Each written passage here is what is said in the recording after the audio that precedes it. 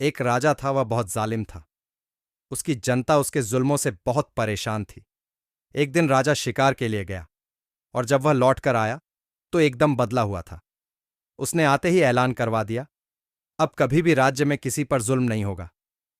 उस दिन से सचमुच किसी पर जुल्म नहीं हुआ। सबके साथ इंसाफ होने लगा। जनता हंसी खुशी रहने लगी। अब वहां की जनता अपने राजा को दुआएं देती थी। एक दिन महामंत्री ने हिम्मत करके राजा से पूछा, हुजूर, आप में यह बदलाव कैसे आ गया? राजा ने मंत्री की तरफ मुस्कुराते हुए देखा और पूरी बात बता दी।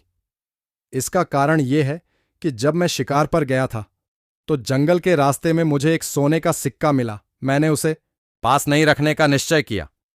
मैं किसी ऐसे व्यक्ति को ढूंढने लगा जिसे वह सोने सिक्का दे सके। तभी मुझे जंगल में एक साधु महाराज दिखाई दिए। वह सोने का सिक्का उस साधु महाराज को दिया।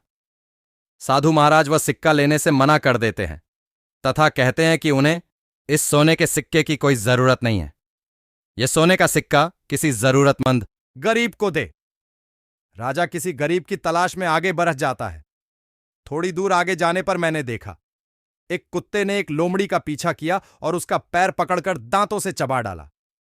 लोमड़ी बेचारी लंगड़ी हो गई। उसके बाद एक राहगीर ने पत्थर उठाकर उस कुत्ते को दे मारा। पत्थर कुत्ते के एक पैर पर लगा जिससे उसका पैर टूट गया। थोड़ी देर में एक घोड़ा दौड़ता हुआ आया। घोड़े ने राहगीर को ऐसी लात मारी कि वह लंगड़ा हो गया। घोड़ा अभी कुछ दूर ही गया था कि उसका पांव एक गड्ढे में फंस कर रह गया और वह भी लंगड़ा हो गया। यह सब देखकर उसी समय मेरी आंख खुल गई। मैंने सोचा, एक दिन मुझे भी भगवान को मुंह दिखाना है। मैं अपनी जनता पर जुल्म करता हूं, उसके साथ इंसाफ नहीं करता। इन सब का जवाब मैं भगवान के दरबार में क्या दूंगा? मैंने भगवान से माफी मांगी और अपने कर्तव्य को समझा। इसलिए जिसका जो हक है उसे दे रहा हूं, क्योंकि भगवान के दरबार में मेरा भी इंसाफ होना है। सोने का सिक्का जो हमें रास्ते में मिला था, राज्य में प्रवेश करते ही एक गरीब को दे दिया था।